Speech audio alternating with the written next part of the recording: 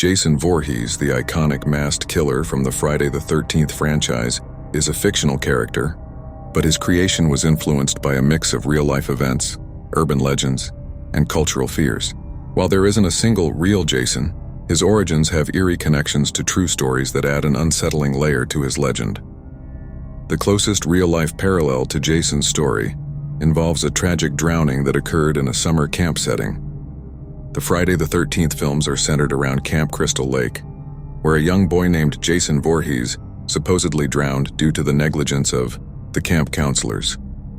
This idea of a child drowning while being unsupervised in a recreational area is based on real tragedies that have happened at camps and lakes across the U.S. One of the more chilling real-life incidents occurred in 1908 at a summer camp near Pennsylvania's Crystal Lake. A young boy drowned while swimming in the lake, and though the exact circumstances were unclear, rumors swirled that the camp staff had been inattentive. After the incident, the camp developed a reputation for being haunted, with stories of eerie sightings near the lake, and locals claimed to hear splashing and cries for help at night, even when no one was in the water.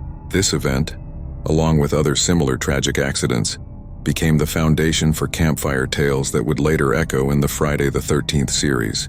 The character of Jason Voorhees himself, the deformed, unstoppable killer, was inspired by cultural fears and urban legends that flourished in rural America.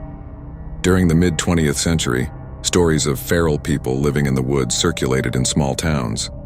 These tales involved strange sightings of people believed to have been abandoned or lost in the wilderness, only to grow up wild and hostile.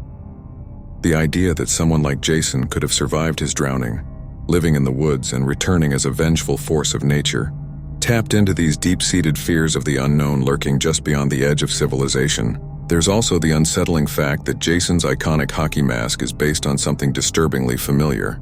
Hockey masks were, for a long time, associated with protecting goalies from serious injury. But in the hands of Jason, it became a symbol of violence, anonymity, and terror. It reflected a psychological phenomenon where something ordinary, like a mask, becomes horrifying when stripped of its original purpose and used for violence. The mask made Jason faceless, and in doing so, allowed audiences to project their own worst fears onto him. Lastly, Friday the 13th itself capitalized on superstitions about the day. In many cultures, Friday the 13th is considered unlucky, associated with bad omens, death, and misfortune. By naming the film after this day and setting it in a camp where young people go to relax and escape responsibility, the creators tapped into a sense of inevitable doom. No matter how much fun you're having, danger is always lurking nearby. Though Jason Voorhees is fictional, his story blends real-life tragedies, deep-rooted fears, and eerie legends that make his myth feel unsettlingly real.